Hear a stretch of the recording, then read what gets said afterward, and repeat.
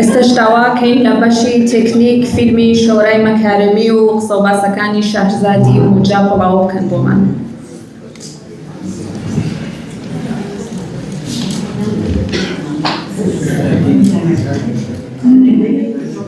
Making of a militant archive that documents the Kurdish struggles in Iran in 1979 to 1990.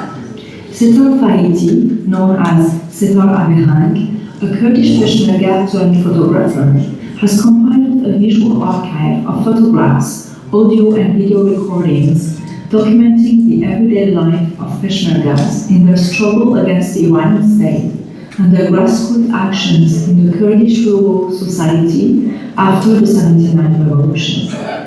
Koksatar is born in 1953 in the village of Abehang in Iranian Kurdistan, from which he borrowed his fighter name, Satar Abehang. Born in a large peasant family, he started working in the fields from early childhood. At the age of 14, he became a seasonal migrant worker on construction sites in Tehran. It is as such that he witnessed and took part in 78 and 79 in the revolutionary uprisings under aftermath. In the summer of 1979, as the new Islamic Republic was starting its suppression of the revolutionary movements in Kurdistan and proceeding to the solidification of its own security and military apparatus, Satar Abehang joined the Kamala. As a Peshmerga, he began photographing his comrades, villages, and the landscapes of war. He also gathered photographs taken by others, filmed daily life, recorded cassettes of speeches and songs, and preserved oral messages sent on cassettes by his family. In a world that sought to erase Kurdish resistance and existence, such acts of recording became a means of insisting on presence.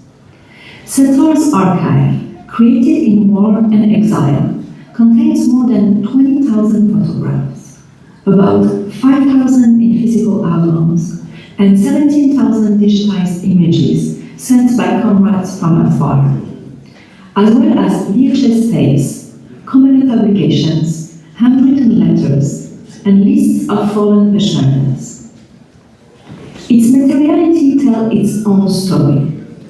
Photos buried by his mother to protect them from raids, film rolls lost during retreats, and cassettes warped by time. The archive holds together images, but also the marks of disappearance.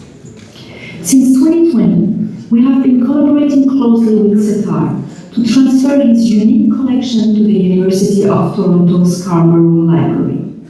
Our documentary film documents this process, the photographer's life work, and how it has shaped his archive. The richness of this collection lies not only in its scale, but in the kind of historical knowledge it produces.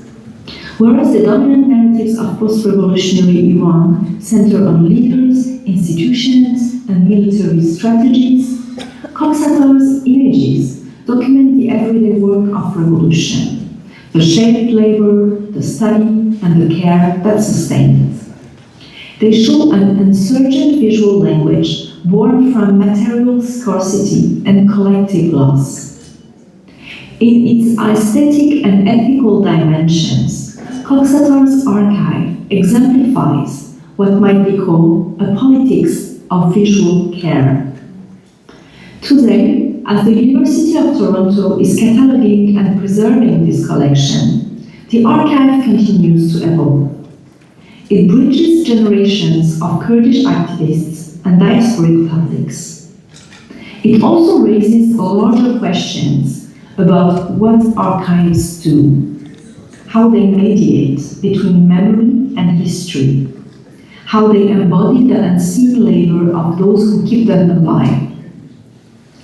The collection they form is not static, but alive, as the site of ongoing political work. It invites us to think of archiving not as the storage of the past, but as a form of struggle in the present, a way to keep open the unfinished temporality of revolution. Thank you for your attention.